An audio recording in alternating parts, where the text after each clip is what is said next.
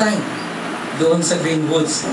Eh, sabi namin kay Pastor Noel, ikaw ang mag-lead ng devotion. Sabi niya, ituturo niya about creation. Si Adam at si Eve. Doon pa lang makikita po natin na kung nire-recognize natin na ang tao ay masterpiece ng Panginoon, masterpiece, creation ng Panginoon, at ikaw ay isang mananampalataya na may relationship sa Diyos, magkakaroon po kaya ng kakayanan na nasaktan natin ang ating kapwa? Magkakaroon ba tayo ng kakayahang saktan natin siya physically, emotionally, lalo na kung kasama natin sa bahay?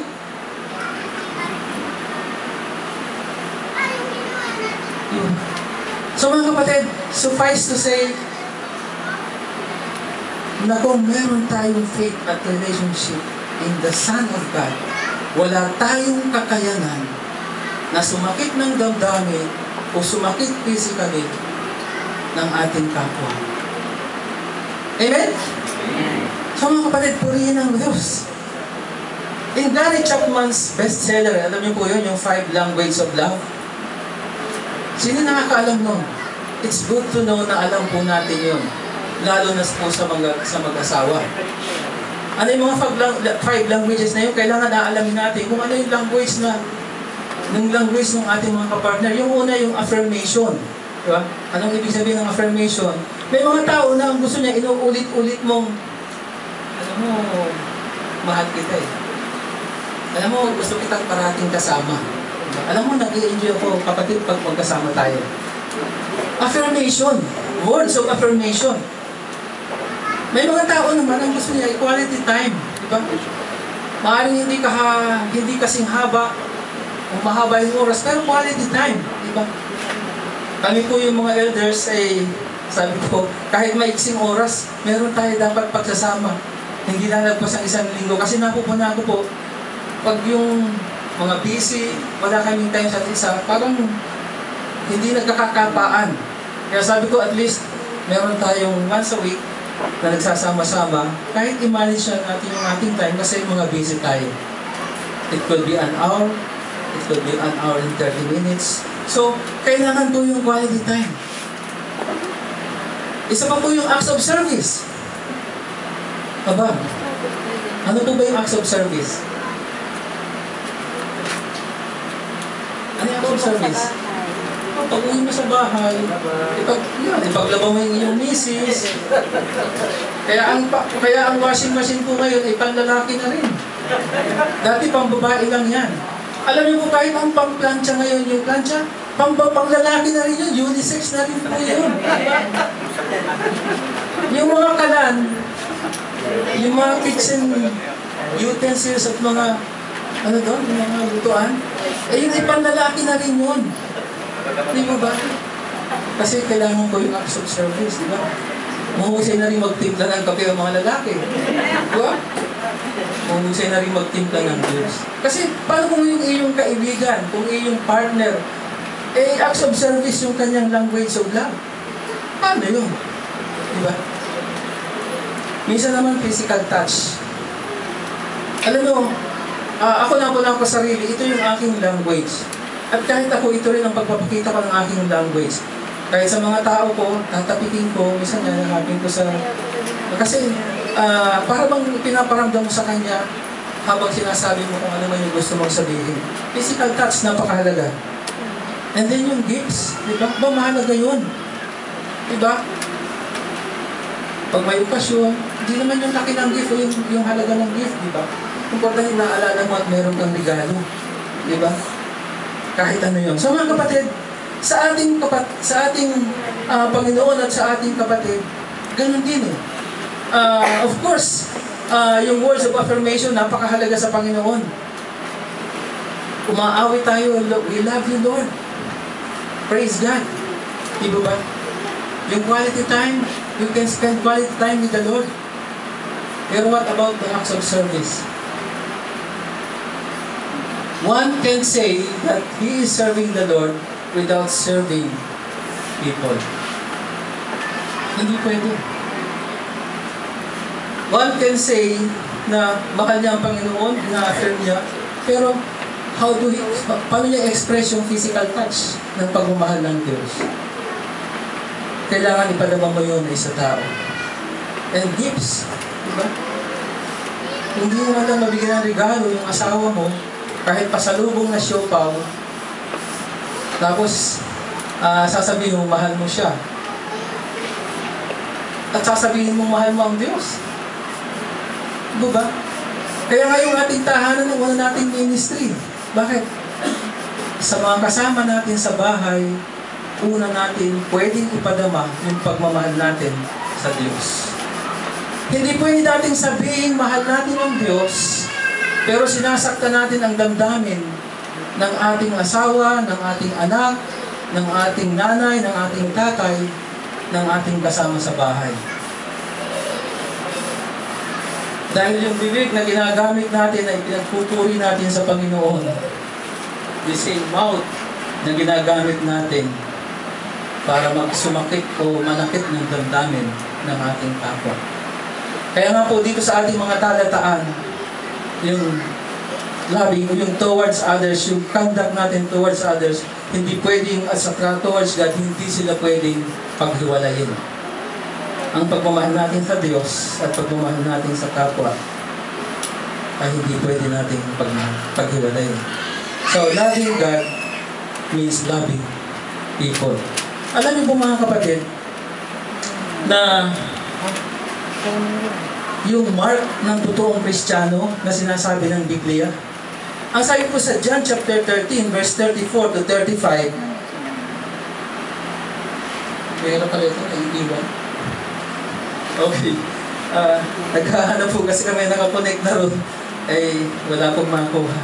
So, alam mo mga kapatid na sinasabi ng Biblia na tunay na tanda ng isang tunay na mananampalataya? Sa John 13, 34 to 35,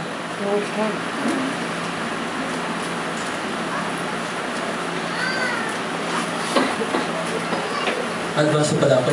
So, a new command I give you, love one another as I have loved you. So you must love one another. By this, all men will know that you are my disciples if you love one another. Ay mga kapatid, malalaman ng mga tao sa ating paligid na tayo'y mga anak ng Diyos kung nagmamahalan tayo sa isa't isa. Malalaman ng ating mga kapitbahay na tayo'y anak ng Diyos kung tayo'y nagmamahalan sa isa't isa. Malalaman ng mga mahal natin sa buhay, mga magulang natin, kapatid, na gusto nating madala sa Panginoon, na tayo'y anak ng Diyos kung tayo'y nagmamahalan sa isa't isa. So mga kapatid, that's point number towards others, towards our Christian brothers and sisters, and towards our neighbors. So mga kapatid, number 3 is towards life. Ang sabi po doon sa verse 4 hanggang 5, for everyone born of God overcomes the world. This is the victory that has overcome the world, even our faith. Who is it that overcomes the world?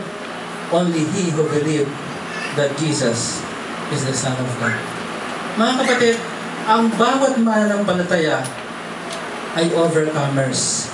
Pansinin po natin 3 beses inulit yung salitang overcomes. Dito po sa mga talataang ito, malinaw na makikita natin na mayroon talagang maraming problema sa panahon na yun ang isulat ito ni Apostol Juan. Nililiglig yung kanilang pananampalataya na siyang nagiging dahilan ng kanilang pagbabago ng behavior. Pero mga kapatid, kaya sinulat nito ni Pablo upang idiin sa kanila na bawat mananampalataya ay overcomers. Alam niyo mga kapatid, sabi po sa original na salin sa wikang Griego, yung overcoming o overcome ay military term po ito na ibig sabihin ay triumphant.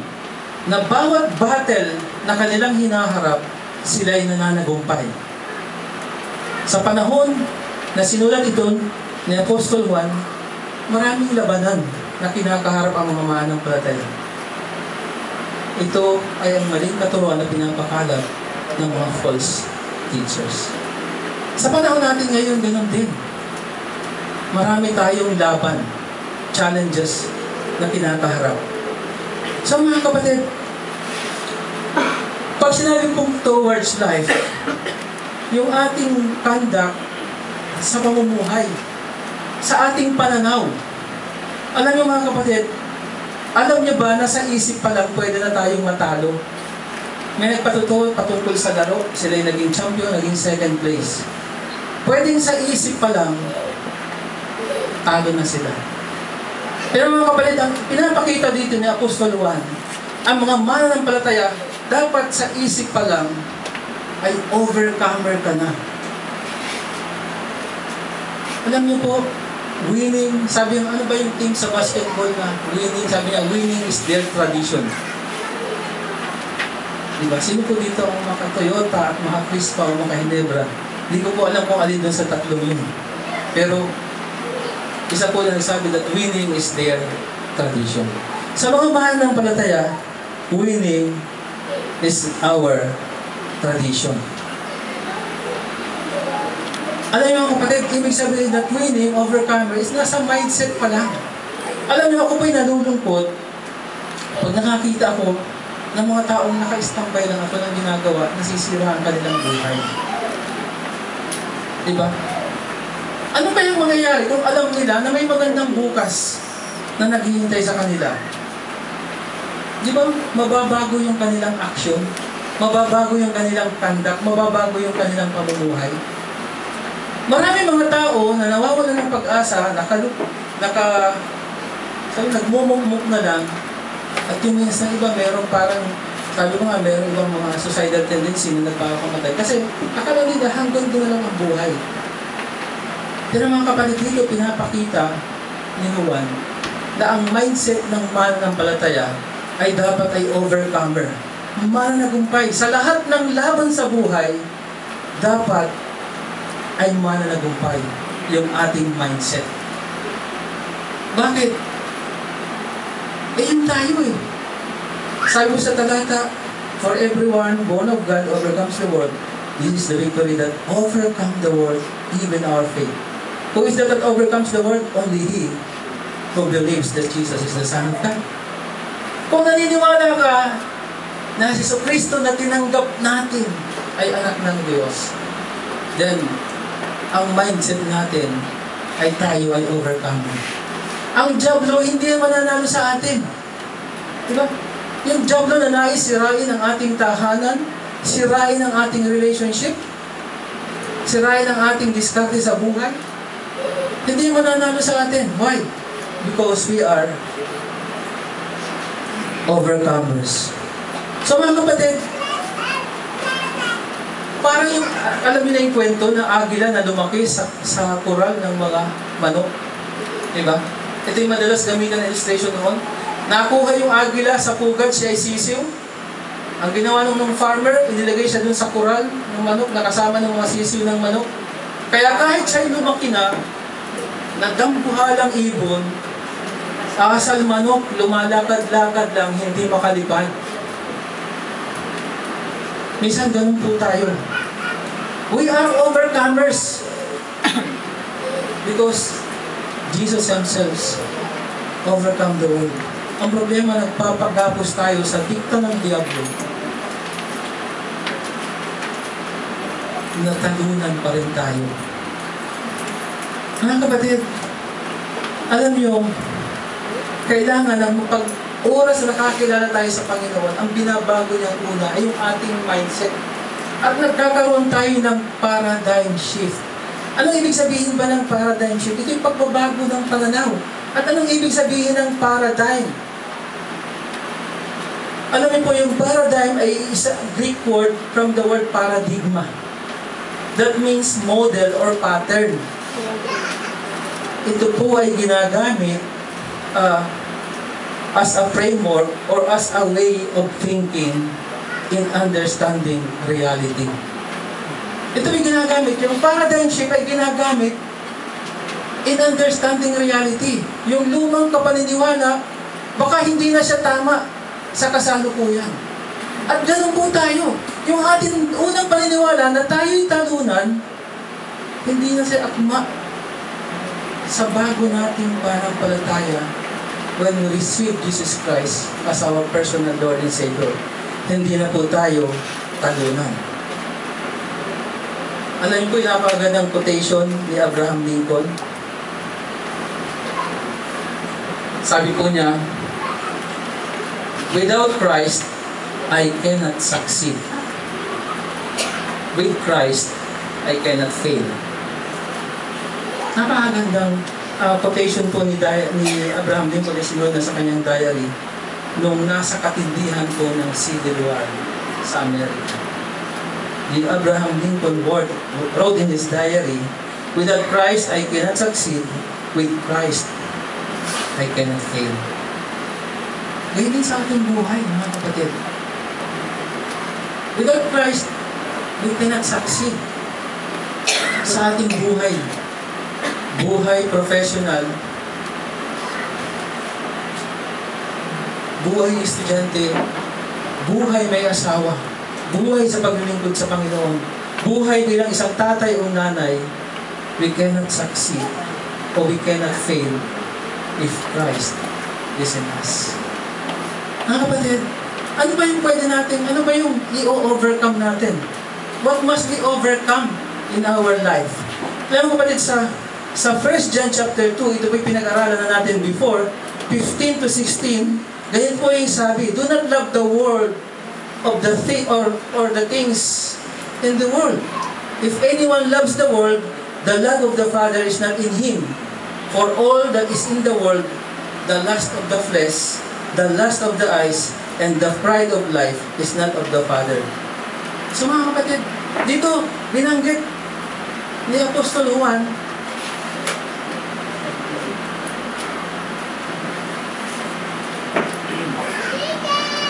dito binanggit ni Apostol Juan yung mga kalaban natin dito sa mundo. The lust of the flesh. This speaks of the passion.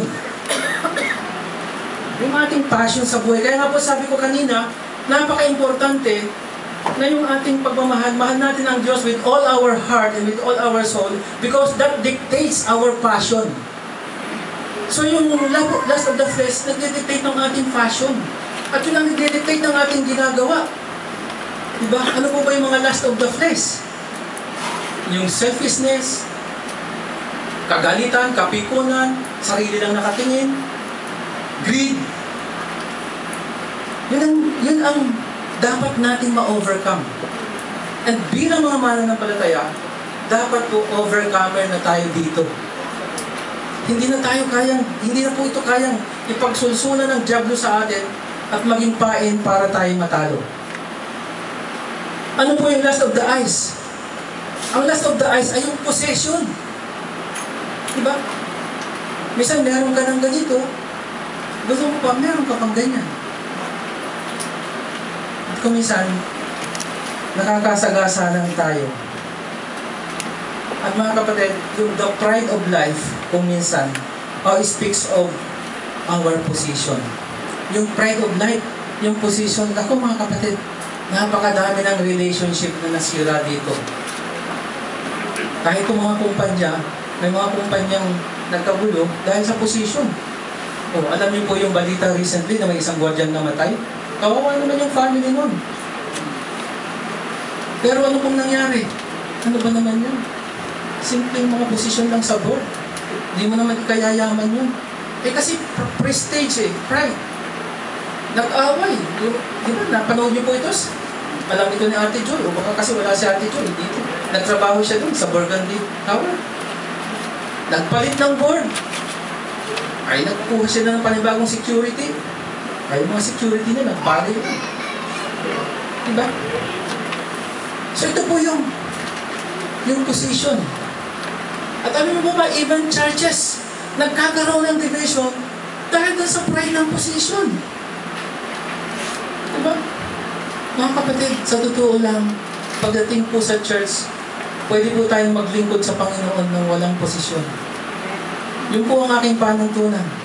Kung hindi kailangan ako sa posisyon, I can serve the Lord without position. Minsan sa pamilya, gano'n din eh. Tatay ako masusunod! Bakit kini-question mo yung aking gustong gawin? The pride of life. Mga kapatid, sa mga mananampalataya, napapagtagumpayan ko. Diba? Sa mga couples, diba? Minsan yan ang naging problema. Yung babae, ayaw talagang painalin. Diba? Eh kasi, mga kapatid, ay yung pride of life eh. Yung position. Kasi hindi pwede. Ako masusunod, mga kapatid. Bilang mga mananampalataya, kailangan po nating ma-overcome yun. At pinangako po ng Diyos, we are already overcomers. So mga kapatid, importante malaman natin ito, how can we become overcomers? What are we going to do to become overcomer? Nakasagot po dyan na merong salungguhin. Di po ba? Nagpapakita po yung mga talataan na kung paano mo magiging overcomer. Una, doon sa verse 4, for whatever is born of God overcomes the world. Para po tayo maging overcomer, it requires rebirth. Ibig sabihin, being born again, born of God. Kaya kung talagang anak ka ng Diyos, simple lang po yun. Katulad po doon sa binanggit sa mga talatan sa Panginoon sa verse 12, it's either you have it or you don't have it. Kaya pag sinabi mo ako'y born again, tingnan natin sa gawa. Kaya nga po ito sinulat ni Pablo, ani dyan, para makita talaga yung kambing sa tupa. Sinasabi mo ikaw ay born again, o di dapat overcomer ka. Yung mga pain ng diablo na napapagtagumpayan mo. Pero kung sinasabi mo ikaw ay born again, pero hindi mo mapagtagumpayan yun, may problema. Baka hindi totoo. Alam niyo mga kapatid, hindi masamang lumuhod ulit sa Panginoon, manalangin, at i-confirm, Lord, tinanggap pa talaga kita sa aking buhay. Alam niyo mga kapatid, kasi 4 times akong lumuhod sa Panginoon at tinanggap ko siya. Bakit? Kasi tinitinan ko yung bunga, bakit ganun? Lord, nagmumura pa rin ako. Baka hindi pa ako born again. Lugod ulit ako sa Panginoon. Lord, tinatanggap kita bilang Panginoon tagapagligtas. Bakit naninigarilyo pa rin ako? Ay, di ba ako naninigarilyo? Bakit umiinom pa rin ako? Sabi ng misis ko, bakit umiinom? Mag-girlfriend pa lang po kami noon. Sabi ko, pag ipagbabawal mo ang pag-inom, paano may mga nagtatrabaho sa nilid? Yung mga wala na trabaho yun, magsasara yun. Yun lalo, magkakaroon ng maraming magnanakaw. Diba? Yun ang rason ko sa misis. 3 voting beer, di pa naman ako nalalasing eh. Kaya sabi sa pwede ko, huwag maglasing eh. 3 beer, 4 na beer, di pa ako lasing. Pero na-recognize ko, mali pala. Sabi ko sa Panginoon, Lord, hindi pinata ako muna din. Kasi hindi pa ito nababago. Tanggap ko ulit siya. Pangatlo, ay bakit Lord, ang hilig ko pa rin yung mga rock music. Kasi mahilig ko sa disco nun. Nakasakit pa rin ang tenga ko pag narinig ko yung mga gospel music. Luhod ulit ako sa Panginoon, Lord. Kaya di pa ako muna din. Tinanggap ko ulit siya. Hindi ko masama yung ganun. Dahil naranasan ko po. Hanggang totally alam nyo, sabi ng yes ko, di ka na umiinom. Paano yung pabrika ng San Miguel? Matatanggal yung mga trabahador pag nagsara yun.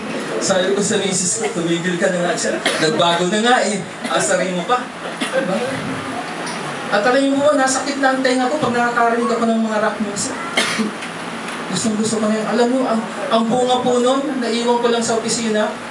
O kung nakita natin yun sa akin sa property, uso pa kasi yung cassette tape. Isang box. Talagang ako yung nagko-combine ng mga, dahil ako po sa property noon, nakatago sa akin yung mga tapes. So, nagre-record ako, bibili lang ako ng cassette tape, nag-withdraw ako, meron kaming stock eh. So, basta may bibuksan ko po yung DCAS, aabangan ko yung magandang tugtog, record. Tapos, aabangan ko na naman, hanggang nakaka-compile po ako. Ang dami kong compilation po nung nasa tape. Lord, salamat Diyos dahil binago mo talaga ang aking buhay. Mga kapatid, being an overcomer demands to be born again. Certified born again. Pag tinanggap natin si Jesus sa puso natin ang totoo, yung ating pagiging magagalitin, yung ating pagiging hindi natin ginagawang tama, mawawala yun. Second, makikita po natin doon sa verses 4b hanggang 5. Sabi niya, tayo po doon ay, for everyone born of God overcomes the world. This is the victory that has overcome the world, even our faith. Mga kapatid, it requires belief or faith. Alam niyo mga kapatid, kailangan nandun ang ating pananampalataya, paniniwala na we are overcomers. Nandun yung ating faith in the Son of God. Nandun yung ating pananampalataya sa tinanggap natin na anak ng Diyos. Mga kapatid, tandaan nyo, listen very carefully. You do not become overcoming by trying. We become overcomers by trusting. We become overcomers. Nagiging mananagumpay po tayo. Hindi lang dun sa pagtatry natin. Of course, dapat tayong mag-try. Pero kung doon tayo nagtitiwala, may problema po tayo. We become overcomers by trusting, by having faith in the Son of God.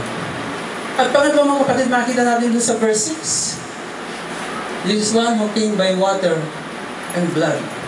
It requires blood. Pagpapalaya sa atin doon sa kasalanan. Alam, may nagkwento sa akin, tawag dito, I think si Pastor Andy, na maraming nag-testimony na ganito yung kanilang, tawag dito, yung kanyang parang, hindi siya makalaya sa ganung klaseng kasalanan na ginagawa niya. Alam mga kapatid, it requires the blood of Jesus Christ para mapalaya tayo sa ating mga kasalanan. Dahil ang sabi po sa Biblia, we have the redemption through His blood, the forgiveness of sin. At ang forgiveness ng sin ay kasama po doon yung pagpapalaya natin o pagpapalaya sa atin sa kasalanan. Mga kapatid, sa mga ganyan dapat nating tandaan. Kailangan, totoo tayong born again. Pangalawa, dapat meron tayong pananampalataya, meron tayong faith in the Son of God. At pangatlo, tiyakin po natin, and of course, as we receive Jesus Christ as our personal Lord and Savior, we have to believe that with the blood of Jesus Christ, na natigis dun sa krus ng Kalbaryo, we are free indeed. Napalaya tayo, napatawad tayo sa ating mga kasalanan, at napalaya tayo sa gumagapos sa atin. So mga kapatid, that's part number 1. Pangalawa, sa verses 6 to 12, yung faith in the Son of God establishes our security. Anong ibig sabihin po yung establishes our security? Yung pananampalataya natin kay Jesucristo na anak ng Diyos ay nagpapatibay ng ating katiyakan. At ano po yung mga katiyakan natin sa ating buhay? Katiyakan na sa pamumuhay natin ngayon, magkakaroon tayo ng maayos na pamumuhay. Katiyakan na sa darating na panahon, meron tayong buhay na walang hanggan at sa langit tayo pupunta. So faith in the Son of God dictates our conduct. Nagdidikta ng ating kilos, nagdidikta ng ating behavior. And faith, and second, faith in the Son of God establishes our security. Ang sabi po dito sa verse 6 hanggang 9, this is the one who came by water and blood, Jesus Christ. He did not come by water only, but by water and blood. And it is the Spirit who testifies, because the Spirit is the truth. For there are three that testify, the Spirit, the water, and the blood.